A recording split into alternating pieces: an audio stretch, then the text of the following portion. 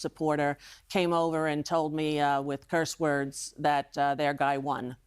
And, said the F word in front of my child, who said, why are people cursing at us? And I said, well, remember I told you that there was a guy who's not so nice and he's running for president again? Remember when you were a little baby and he was the president and everything went wrong? She said, yes. I said, well, he's back now. And she said, so it's time for us to go. This clip is about a year old, and I'm bringing it back because everything Rosie O'Donnell said on Irish television is more relevant today than the day she said it. She left America not as a celebrity stunt, not as a protest performance, because MAGA supporters were cursing at her 12-year-old autistic child in a CVS, and her daughter looked up at her and said, it is time for us to go. She sat on Irish television and told the world exactly who Donald Trump is, the 6 bankruptcies, the sexual abuse allegations, the charity that stole money from children with cancer, the Apprentice fiction sold as business genius to millions of Americans who believed every word of it, and the 20-year personal obsession with targeting one woman that followed him all the way to a presidential debate stage where the audience laughed and applauded. A year later, the America she described, the fascism she warned about, the Project 2025 she named before most people were paying attention, is no longer a warning. It is a reality. I'm Justin. This is Justin Speaks. Hit that like button, subscribe, and stay locked in because the full breakdown is at the end. Good morning to you both. Lovely to have you. Lovely to see you. We're delighted that you're here and joining us. And we have to ask you, how are you finding Ireland? You're only here since January. Yes. How's it going? It's amazing. It's better than I could have imagined, and I never imagined leaving the United States. I didn't even have an Irish passport, although my siblings do, because I thought, well, I'm never moving out of the United States. I'm kind of like a stay-home mom kind of person.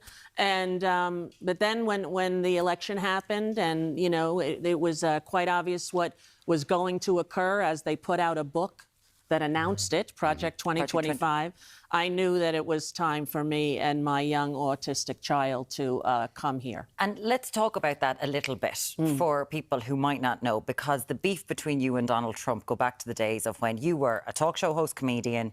He was a personality. A reality show. He had The Apprentice, which was all fiction. Yes. And a lot of people in America didn't know that it was fiction because they sold him as America's biggest successful businessman, and he had been bankrupt 6 times, and he had lots of charges of sexual abuse against him, and he is, known for lying and for corruption, and he had a charity that he and his family now can never do a charity again in New York because they stole money from children who had cancer. And this is all fact. All you need to find out these facts is a computer, people. I am not an investigative journalist. I simply lived there my whole life. And in New York, where he grew up as well, we're around the same age. I'm 63, he's 107. Is that what he is now? I'm not sure.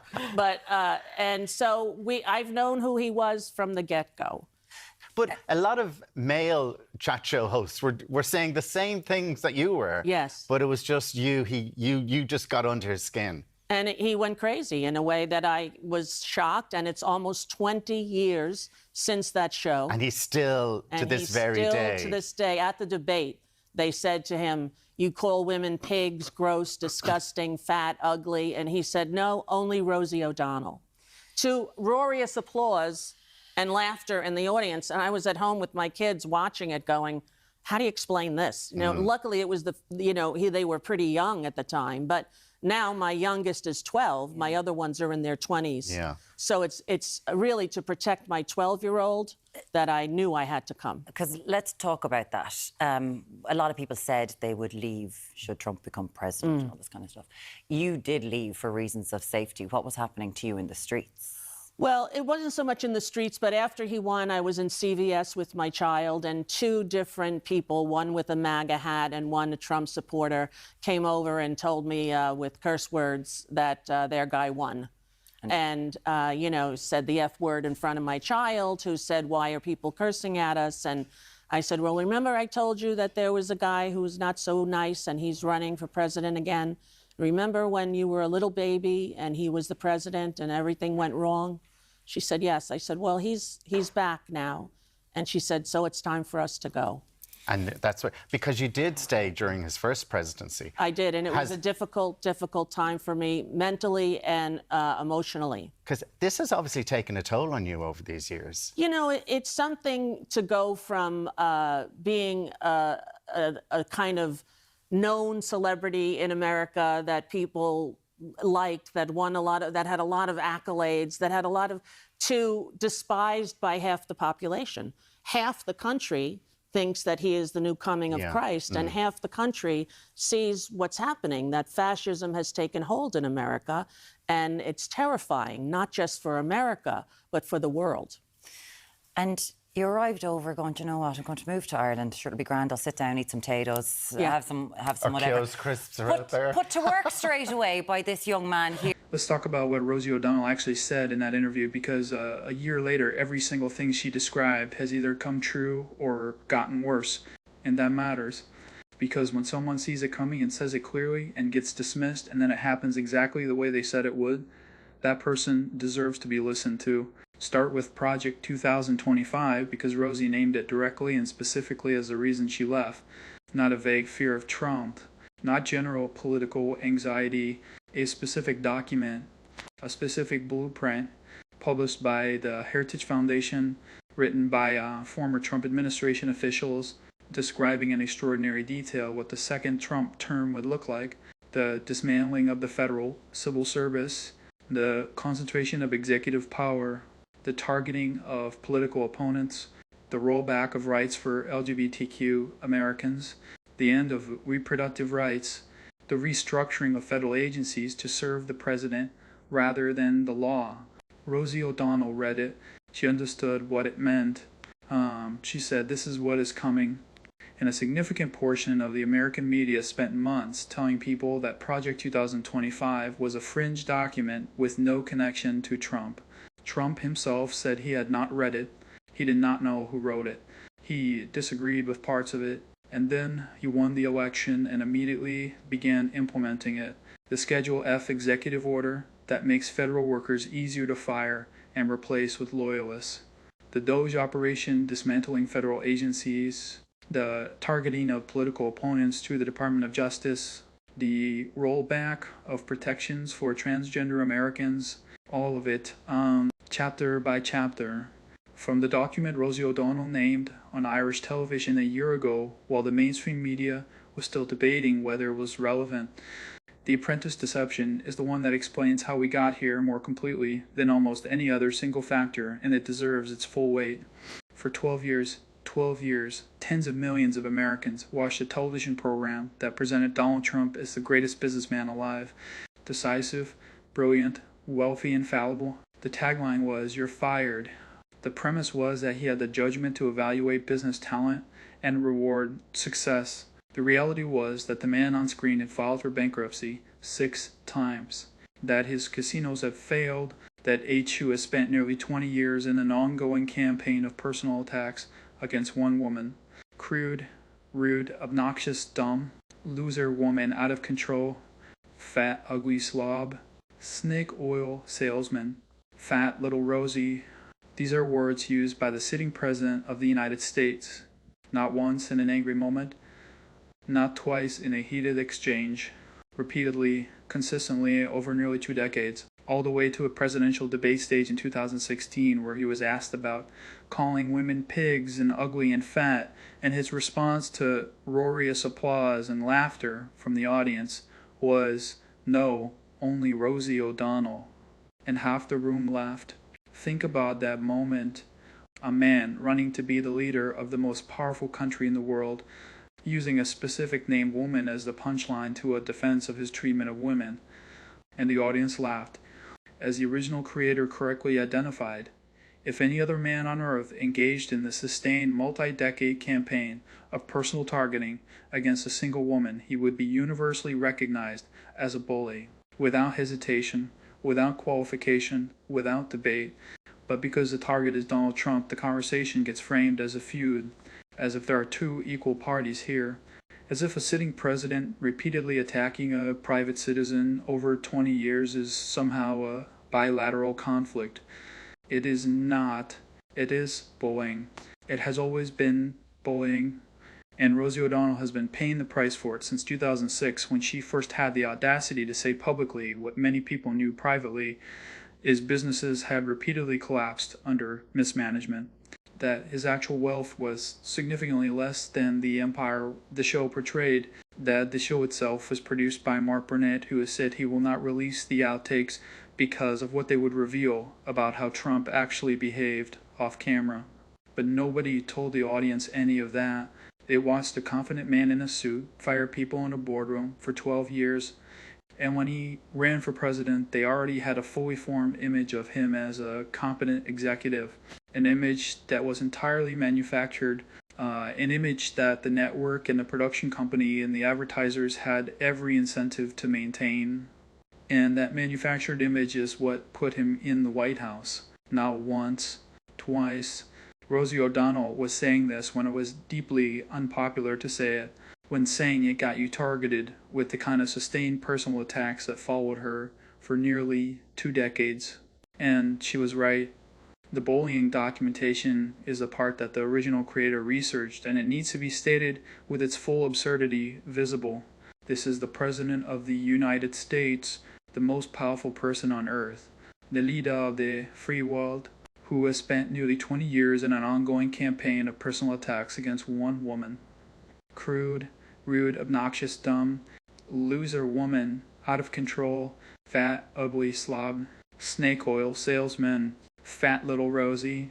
These are words used by the sitting President of the United States, not once in an angry moment, not twice in a heated exchange, repeatedly, consistently over nearly 2 decades. All the way to a presidential debate stage in 2016 where he was asked about calling women pigs and ugly and fat, and his response to roarious applause and laughter from the audience was, no, only Rosie O'Donnell. And half the room laughed. Think about that moment. A man running to be the leader of the most powerful country in the world, using a specific name woman as the punchline to a defense of his treatment of women, and the audience laughed.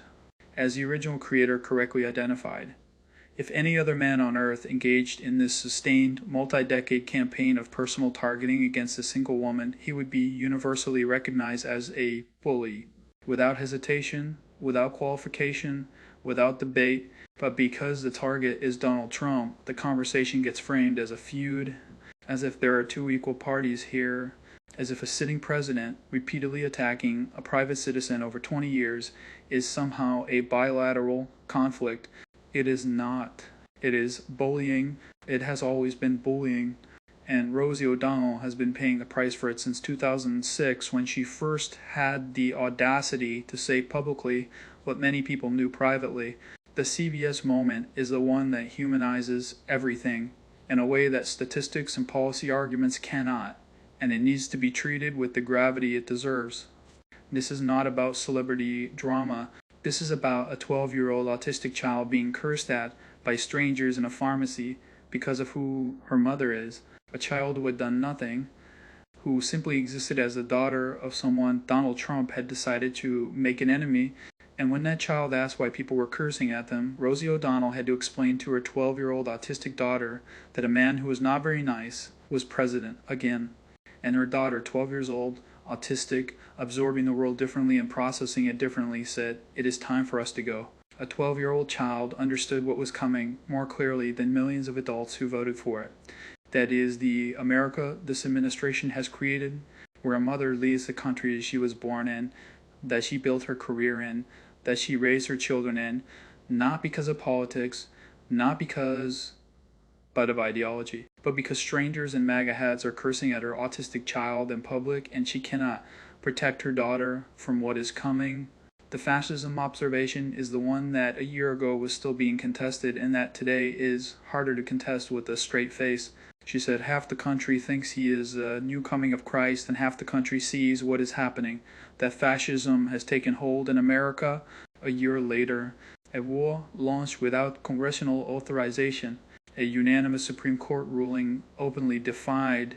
January 6th, participants pardoned and called hostages. The Department of Justice being used to pursue political opponents. Federal workers fired and replaced with loyalists. DEI programs eliminated across the federal government. Black history erased from federal educational materials. LGBTQ protections rolled back. Birthright citizenship challenged. The press called the enemy of the people. Political scientists who study authoritarianism and fascism, specifically people who have spent their careers identifying these patterns in historical and contemporary governments, have been saying for years that what they see in America fits the framework they were trained to identify. Rosie O'Donnell said it on Irish television a year ago. She was not wrong then. She is less wrong now. Here is the bottom line. Rosie O'Donnell saw it coming. She named the document. She named the men. She named the pattern. She left not because it was fashionable or dramatic or a celebrity gesture. She left because a 12-year-old autistic child was being cursed at in a parking lot, and she was not willing to wait and see how much worse it got. A year later, the America she described, the Project 2025 America, the bullying America, the half the country thinks he is the second coming America, is not a warning anymore. It is a daily reality that millions of Americans are living. And the people who laughed at the Rosie O'Donnell punchline at that debate, who cheered for the bankruptcy 6 times president, who watched 12 years of apprentice fiction and decided it was documentary, are the same people who are now watching a war with no exit plan, gas prices at $4.40 a gallon, a Supreme Court being defied, and a national debt approaching $39 trillion. And some of them are starting to ask the question they should have asked before the election: what exactly did we vote for? Rosie O'Donnell knew the answer a year ago. This channel is here to make sure the answer stays on the record. Like this video. Share it with someone who still thinks the Rosie feud is just celebrity drama. Subscribe to Justin Speaks and come back, because we are going to keep connecting the dots between what was warned and what has happened. See you in the next one.